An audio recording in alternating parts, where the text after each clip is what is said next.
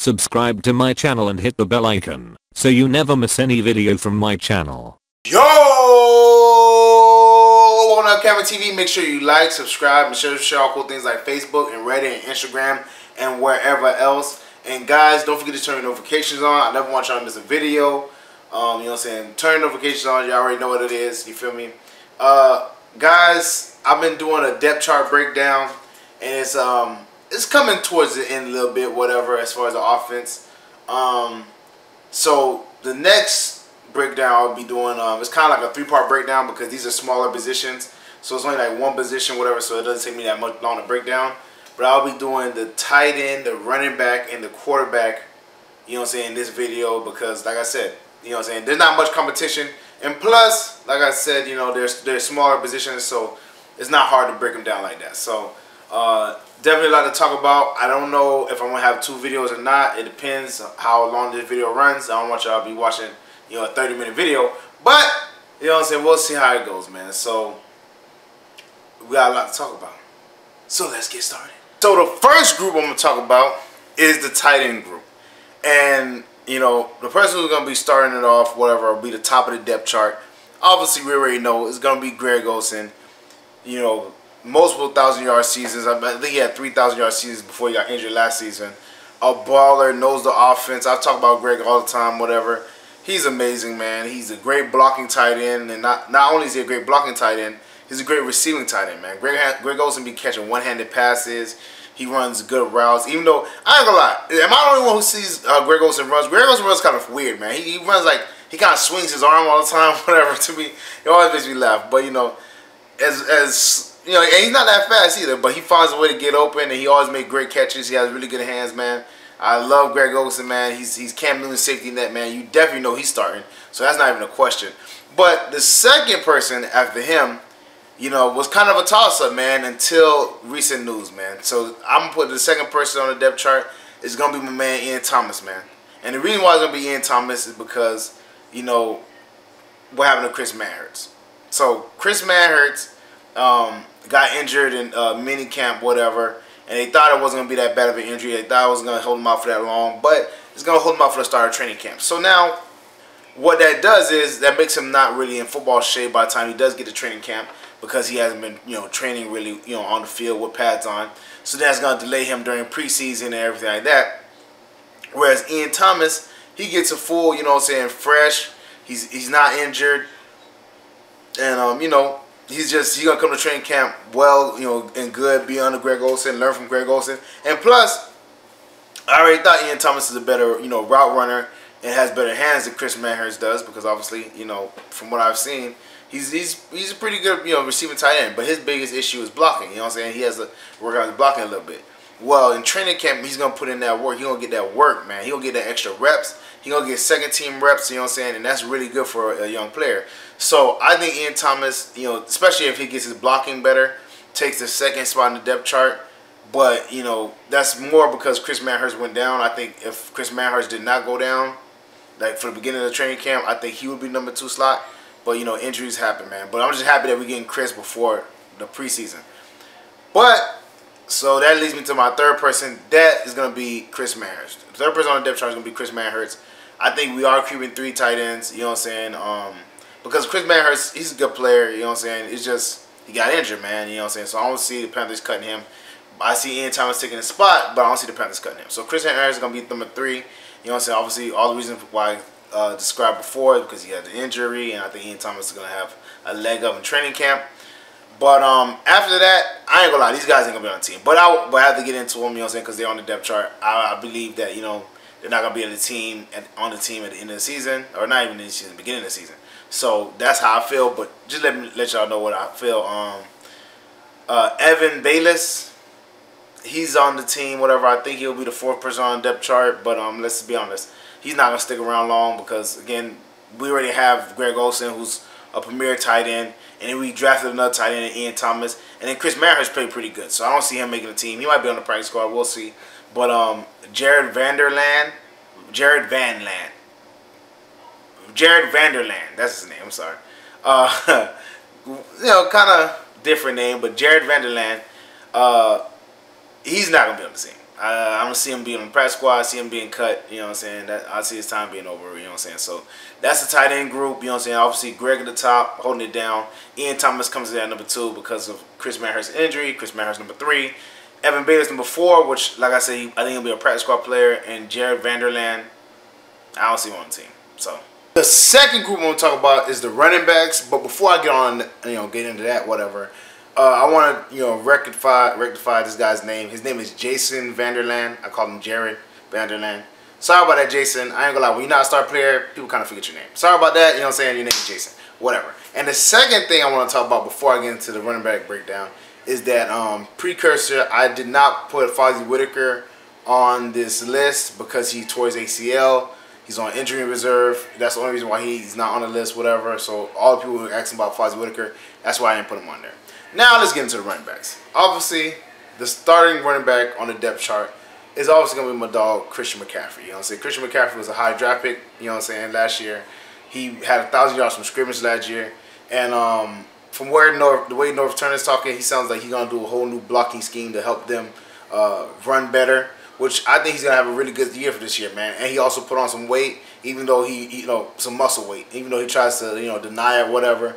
I think he put on some poundage, man. I think, an actual full offseason, not being held out like he was when he was in Stanford, or leaving Stanford is really going to help him out. And I think he's going to be, the starting running back because I think he's our future, man. He's definitely our future. So Christian McCaffrey's going to be number 1 on the depth chart. Number 2 on the depth chart is going to be C.J. Anderson. Again, not a lot of toss-up, I can't see a big Cameron Artis-Payne because if it was going to be Cameron Artis-Payne, they probably wouldn't have got CJ. CJ reminds us more of like a Jonathan Stewart, but he has a little bit more speed and a little bit more wiggle room now in his career. And also, he can catch a little bit out of the backfield too. So CJ Anderson, I think, is going to be the number 2 running back on the depth chart. And he's going to be our bruiser, man. You got a Christian McCaffrey who's a speed, scat guy, whatever. He hit a hole, hit a crease, and take off. And CJ is going to be the one that puts damage on the defense, man. Hit them hard, hit them fast, and make them, pound them into submission, man. So he's definitely the keep pounding mantra. You know what I'm saying? So I think C.J. Anderson is going to be number 2 on the depth chart. Number 3 is going to be my man, Cameron Artis-Payne. Now, I know a lot of guys believed in Cameron Artis-Payne. And like I said, I have no problem with him. I just didn't want him to be the bell cow running back because I didn't feel like he can fill that role. But in this role, I definitely think he'll be really good. He definitely will get some touches, especially if, if C.J. Anderson get nicked up or Christian McCaffrey get nicked up, and even if they don't, you know what I'm saying? I think, we'll see. We'll see, man. Don't be surprised if we kind of do a 3 running back rotation or whatever. You know what I'm saying? That's a possibility, but I think Cameron Artis-Payne will get a little bit more touches. Just, not as much as people projected. So, but I definitely think he'll get a little bit more touches. So that's a good thing. But I think Cameron Artis-Payne rounds out number 3 on the depth chart. Number 4, I gotta go with my man Reggie Bonifant, man. I know he's an undrafted free agent, but his size, his his running ability, his speed, I think he'll be pretty good, man. So I think Reggie Bonifant comes out number 4. I think he has the highest upside of the other 2 guys, whatever. And I think he's a pretty good player, man. I think he can be groomed into with running back position, man. There's guys all the time that are not drafted or drafted really low or really late, and they perform. So I think Reggie Bonifant has that capability. Maybe, and because C.J. Anderson is on a 1-year deal, depending on how Reggie plays, he might be able to slide into that spot, man, as the bruiser back because he's 6 foot. So he's a bigger back. He might be able to slide into that position, but we'll see when that happens. After him, I got Kenyon Barner. Kenyon Barner was drafted by the Panthers before. He went to the Eagles for a little bit, won a championship, came back. I see him on the team, but I see him a special teams guy or whatever. That's just how I see him, whatever. I see him as a special teams guy. I think they got him for, backup, kick return, punt return. So I think that's his, that's what he's going to do. I think he still will be on the team. And the last guy is Elijah Hood. And I like Elijah, man, but I don't see him being on the team. I think he's going to be a practice squad guy. I like Reggie Bonifant more than I like Elijah Hood. So that's why I kind of had it fall out that way. But, you know what I'm saying, I think Elijah Hood is going to, is going to be a good practice squad player, whatever. I know he came from, Charlotte, whatever. And he's a hometown guy, but I don't see him, making the team. That's just me personally. I feel like Reggie Bonifant is a better better running back. You know what I'm saying? But we'll see what happens, man. Maybe I'm wrong, but I think that's how I go. It's Christian McCaffrey, C.J. Anderson, Cameron Payne, Reggie Bonifant, Kenyon Barner for special teams, and Elijah Hood's gonna be on the practice squad. We'll see what happens though, but that's how I feel it falling out. And finally, last but not least, actually last but most important, is the quarterback position. And the reason why I left this last is because obviously it's a quarterback position, but also because it has the least amount of controversy, man. The person who's gonna start out the depth chart is Cam Newton. Obviously, former MVP, you know what I'm saying, former offensive rookie of the year, you know what I'm saying, led the team in rushing last year. Just an all-around baller. I mean, all you gotta do is work on his consistency a little bit, but for the most part, he's an all-around baller, man.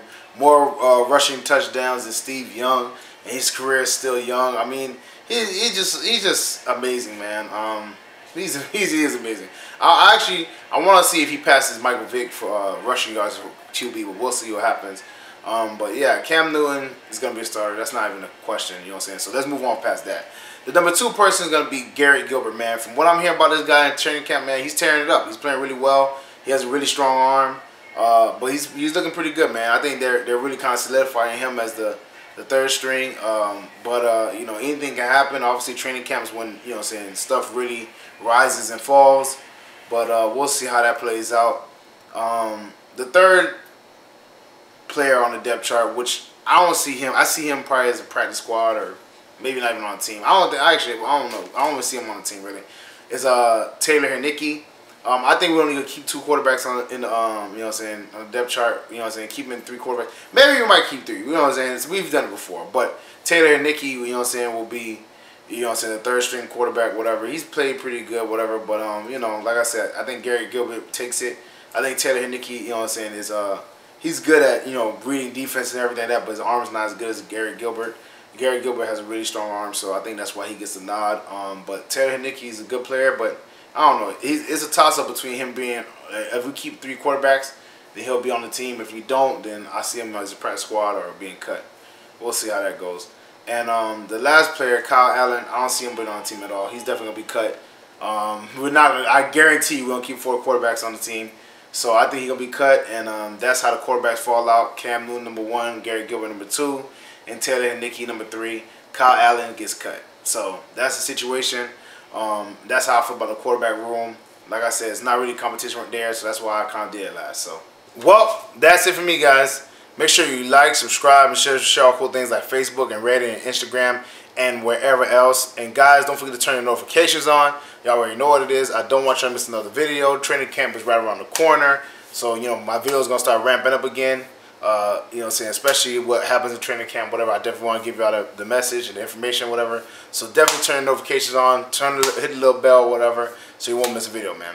And guys, get in the comment section, man. Let me know how you feel about my depth chart as far as the QBs, the running backs, and the tight ends. Like I said, I did them together because they're all small groups, but I don't really feel like there's much debate, you know what I'm saying? But I feel like maybe there might be some debate on the smaller ends.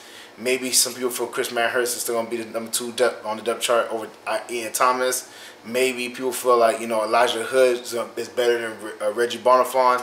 Let me know. You know what I'm saying? Tell me how you feel. Get in the comment section. Let me know how I feel about that. LCameraTV merchandise, shirts, hats, mugs, all types of stuff, whatever. That link is in the description below. Check it out. You know what I'm saying? Man, get an LCameraTV mug, man, or a hat. You feel me? You know what I'm saying? Actually, you know what? This is what I'll start doing. You know what I'm saying? If you cop, you know what I'm saying, some gear or whatever, take a picture of it, whatever. Check out my Instagram, you know what I'm saying, which is LCamera25, whatever. I've told y'all about it before. Check out my Instagram, whatever. You know what I'm saying? Send me a pic, whatever. If you weren't rocking the gear, whatever. I shot y'all my videos, you know what I'm saying? Y'all already know what it is. Check out, you know, cop some gear, man. You know what I'm saying? Let me know LCameraTV Nation is out here, man. We're pushing towards 1,000. Y'all already know what it is, man. The Patreon page, that link is in the description below too. Support the channel, support me. You already know what it is. Check out my dog Renan Steam's video. That video is at the end of this video, so it's in the end screen. It's all the way to the end. Alright, check out his video. You know what I'm saying? Funny dude, cool dude, whatever. We're gonna do some videos together. We're definitely gonna do some more work together. But we've just been busy. Check out his videos. Keep the trickle going. You know what I'm saying? He feeds me, I feed him. You already know what it is. Share to all your Panther family, friends, Panther fans, NFL fans, football fans, Hall of Fame fans, all that crap. AFL, CFL, flag football, whatever. Fans of football, you know what I'm saying? Fans of anything. Share it with everybody, man. Let them know what it is. Let them know LCameraTV is rocking with Panther Nation. Panther Nation is rocking with LCameraTV.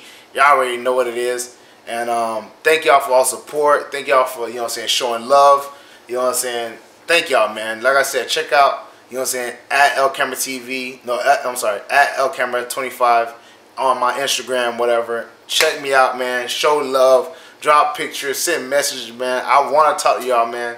You know what I'm saying? If y'all kind of trickle over there more, I might be a little bit more active over there. Show y'all videos. Show y'all how I'm living. You know what I'm saying? Y'all know what it is.